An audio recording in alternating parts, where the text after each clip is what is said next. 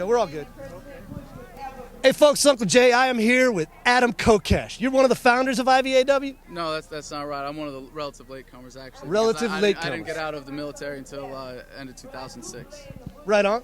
That's quite an event we got here. I would call it the Moonbat Special Olympics. You could characterize it however you want. Making fun of them makes you feel better. It may not make me feel better, but it's entertaining, right? Well, I mean, if you can't feel better just, about yourself being a good person and you need that, that's fine.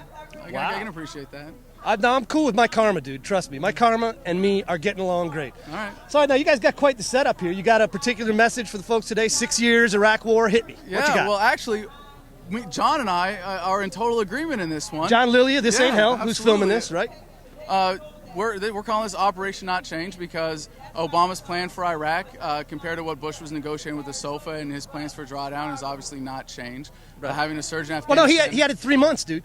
He went from 16 months to 19, so he did. Come on. Yeah, no, Obama's plan changes every other day. There. I mean, he's teleprompter Jesus, man. That's a good one on him. But no, I mean, he's a lying politician like anybody else who sold out the anti-war movement in some ways very directly and co-opted a lot of the leadership of the anti-war movement. And what we have here today is really the hardcore principled people who are anti-war no matter who's in the White House, who didn't drink the Kool-Aid. These are the non-Kool-Aid drinkers here today, at least. So right you won't see the Obama propaganda out here, and that's nice. I don't. I'm surprised. I don't see one hope, one change, nothing. Well, I saw one, but the guy was getting laughed at. So that's awful, dude. So now everybody on the far left now has abandoned him, or he's abandoned you guys. Is that what it is? This isn't the far left. This is. I mean, I'm looks far pretty right far left if you think about it. Really? Yeah. Well, if you go all the way around to socialism, communism, fascism, they all meet in the back, right? Well, yeah. If you want to, yeah. So I'm on. Does that put us on top then? Just a little bit off to the side of each other. I mean.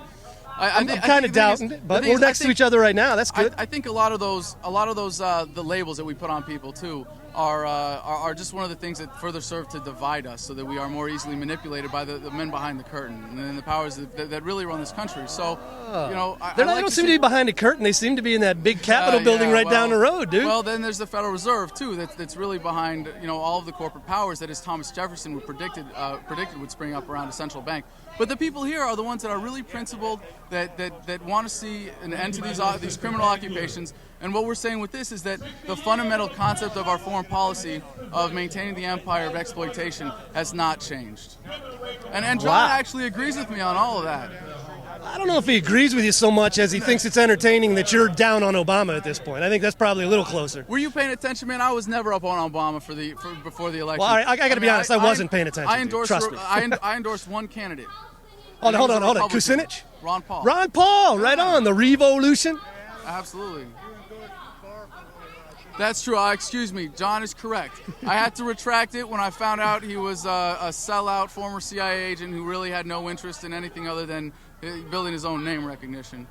Wow, dude, you're kind of cynical. You just having you trouble believing in anything these days? I believe in my faith in humanity is unshakable. I'm very I have some pessimism about a lot of the short term, about what's happening in this country right now. But I believe America is a self-righting ship, and my faith comes from the American people. And unfortunately, most of them are living bubble lives right now. They don't care about anything. And this is something I want to say I honestly appreciate about people like you who are at least blogging and speaking out about things beyond what affects your personal life. You can't say nice things about me, man. You're going to ruin my rep, dude. Oh, You're going to crush my right-wing cred, my wing nuttery. Guys, too. Oh, Jesus.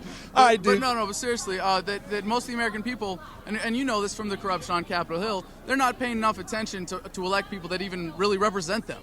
No, that's a fact. And if we just, what I take it upon myself as an activist, and this is something that you do too, I think, is help pull people out of those bubbles. Get them engaged, get them involved. And, I'd rather have people like you and me, at least disagreeing, but, running the country based on true beliefs and principles than the people that are in charge right now. Well, that'd be fun. All right, dude, well, I tell you what, you can be my Secretary of Peace. All right. Nice talking to you, brother. I promise I won't hit you. There you go, that's all. I'm a pacifist, dude. It'd be awful.